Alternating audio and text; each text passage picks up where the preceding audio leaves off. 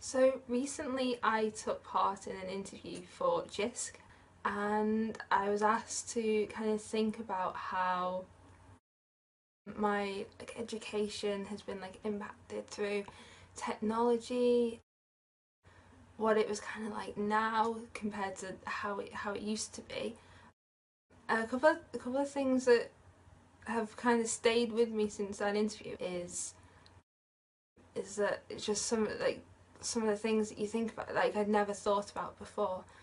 So one thing in particular, we were talking about how things have changed since. So I was in college between 2008 and 2010, and compared to being at university doing a master's now, it's completely changed how everything happens. So when I was at college, we had about maybe 10 computers in our virtual learning environment and library.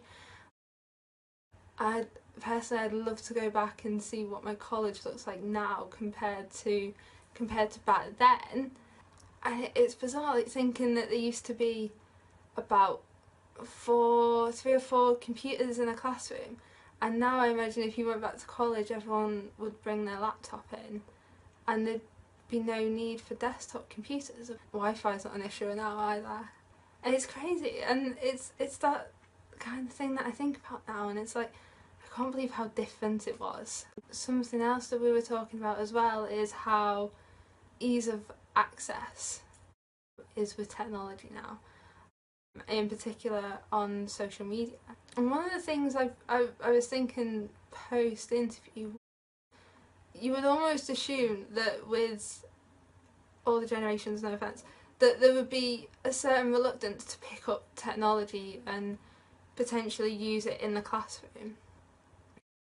But where I study at university, in particular in my college, there's a very strong focus on how technology can not only benefit students, there's also now a really big focus on technology for lecturers and staff. Also, it makes it really a lot easier for staff to get stuck in, and I think by taking that approach you kind of take away the fear of technology. And once you take away that level of, I don't know, I'm scared to use this, I don't want to break anything.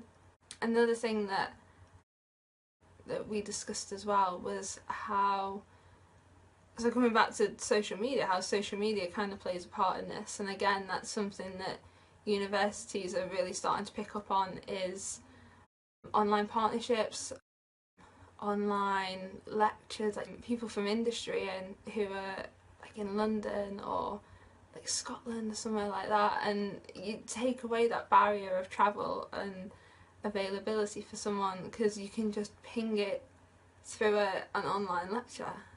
Not only that, but it's shared on social media. For me in particular, that's been one kind of thing that the biggest benefit of social media is that you can tap into all these resources online. Particularly on Twitter, I use Twitter more than anything really, and through that I've made connections with people. Networking has been a really big one for me. But then I can also make connections with people in London. I network online. I do Twitter chats, and then I've gone down to I've been invited to go meet them and connect with these people in real life. So there's always that kind of argument when you do things like that, is oh, is online going to take over real? I've learnt loads from the people I've met on social media. I can keep up with everything that's going on in the industry, but then you get that little extra from sort of using social media in that sense, is that you can learn a little bit more, you can connect with different people, you can do business on social media as well. I run a blog now as well. Now where I am and where my university sits with technology, and how it's just go for it, push yourself forwards, always push yourself forwards.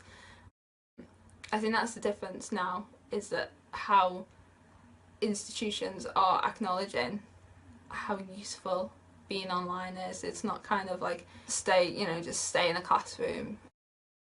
There definitely is a difference being made, and it does definitely impact on students' experiences as well.